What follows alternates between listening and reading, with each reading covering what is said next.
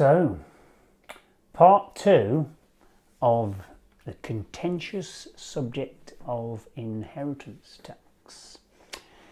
Fascinating subject, very topical at the moment. So we've covered the main exemptions for inheritance tax, but a lot of people ask me this question, and I do apologise if this is a bit of a political statement or even a moral one, but some people do want to try and mitigate their inheritance tax future liability.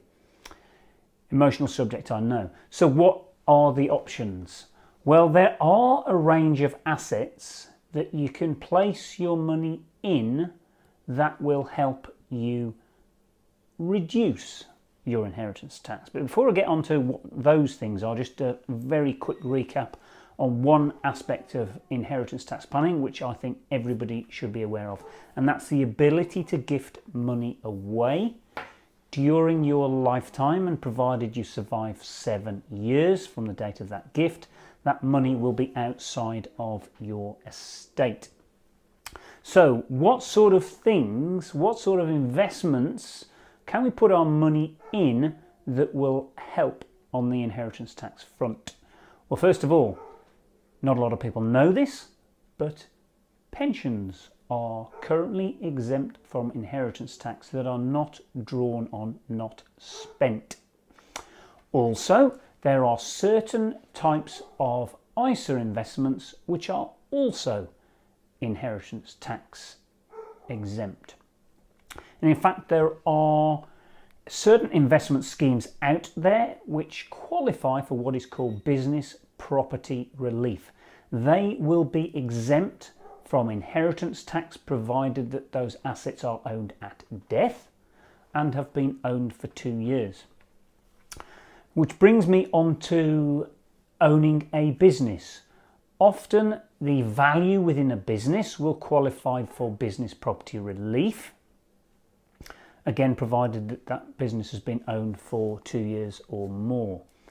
Agricultural property relief for people that own farms or farmland, that's potentially exempt from inheritance tax also.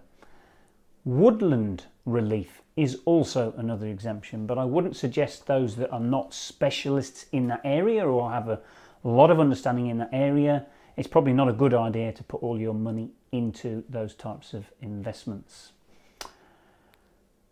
Something else that is coming soon for inheritance tax is the increased allowance to up to £1 million, the residential nil rate band for married couples.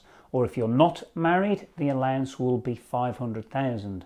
So from April 2017, the amount is increasing from the 325,000, so that by the time we get to the tax year 2020-21, for a married couple, their nil rate band in effect for inheritance tax will be £1 million.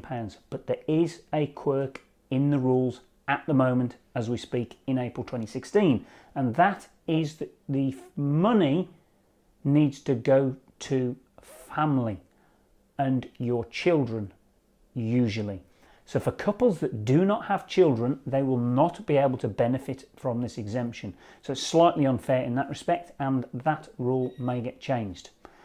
But my view is the very, very best strategy if you want to mitigate your inheritance tax liability is to do this. Spend the money and enjoy it. So, the thing about inheritance tax is that it's a very personal subject, so it's a matter for each of us as individuals to decide how important it is for us. Because for a lot of people, family comes before state, and people have an emotional connection to certain assets, often property. People want to retain family homes, and they would not wish to have to sell those when they die. So I'm going to leave you with this thought. Don't leave inheritance planning too late if it's important to you, because I have had clients over the years that have come to me in their mid to late 80s that really want to do something about reducing their exposure to inheritance tax, but planning becomes exceedingly difficult when you get older. And my advice is to think about this early.